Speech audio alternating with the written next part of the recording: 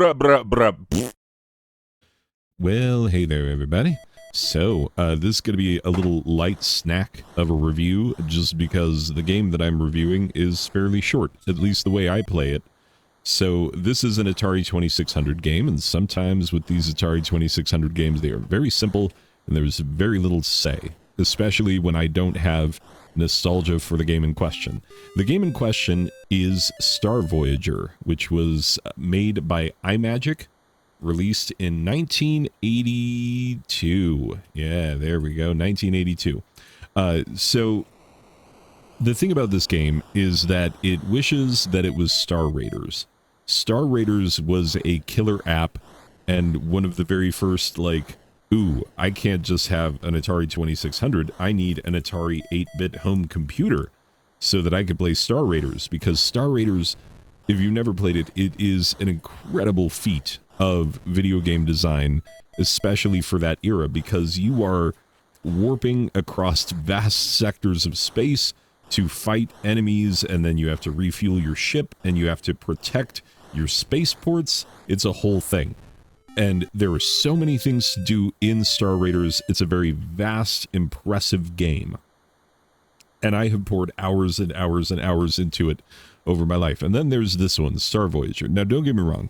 iMagic makes some incredible games. If you see an iMagic cartridge, which you will recognize by its unique shape and its shiny foil, which normally they're some of the better adhered stickers, labels, like a lot of Atari 2600 labels just plain come off.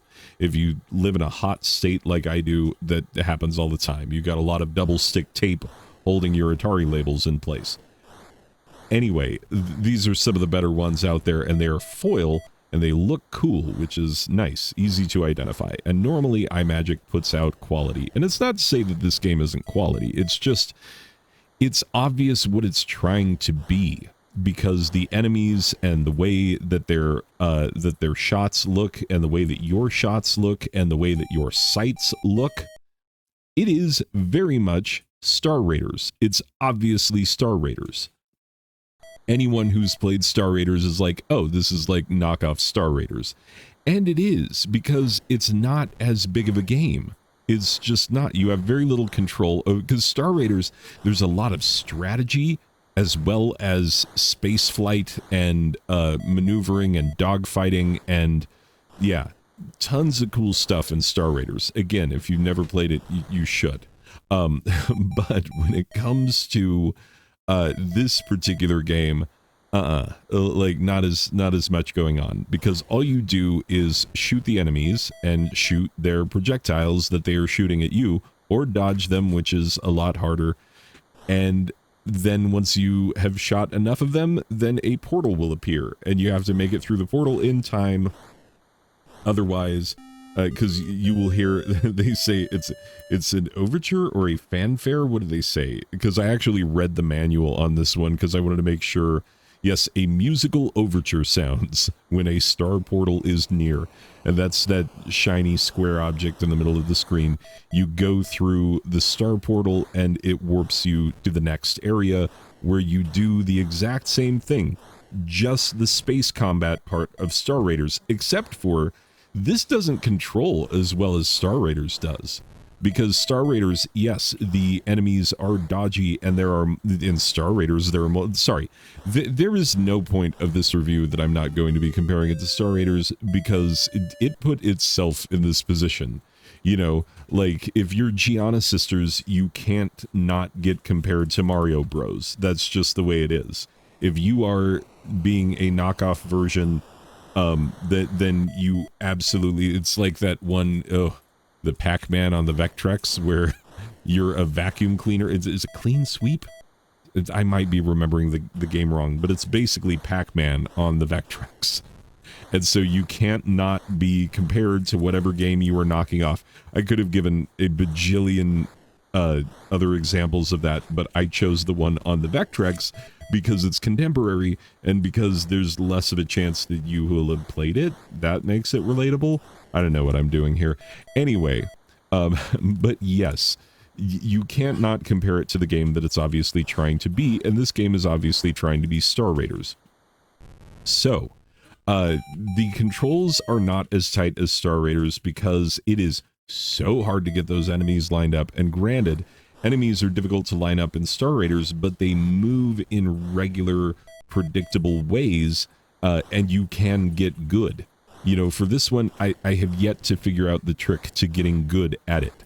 I can make it to the second area and no further, you know. And the game just goes indefinitely. If you kill, it's like 288 enemies, you make it to the rank of Admiral. What's the number? I'll give you the breakdown. Yeah, 208 enemies is Admiral. Yeah, I got 1 chevron, and I think I got up to 2 chevrons. I did not make it to Lieutenant or Captain, for which you have to kill at least 144 enemies, which, like, I can't imagine, because just the space combat portion of Star Raiders makes it a lesser game. You're missing half of the fun of Star Raiders, which is the strategy and the ability of the game to really project into your brain, like, you are in space, you are having this experience, you are in control. This one, it's very on-railsy, but, like, to the point where you just feel like you don't have a lot of control. And it's hard to remember sometimes whether up is down or down is up. And so when it comes to lining up the star portal, if you don't make it through in time, you don't make it through in time.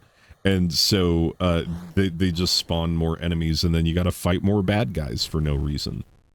So I'm going to give this game, I have had to, like, pause and think about it for a second, because I am comparing it unfavorably to a game that came out on more advanced hardware and therefore was able to do more.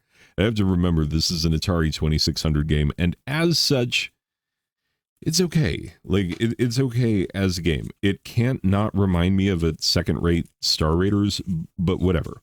Final score, I'm giving it a 7 out of 10 Xylon Cruisers, because the Xylons are the bad guys in Star Raiders, and you might see a similarity between the Xylon Cruiser and the ships that you have seen in Star Voyager, because, yeah, Star Voyager, it wishes it was Star Raiders, and it sadly is not.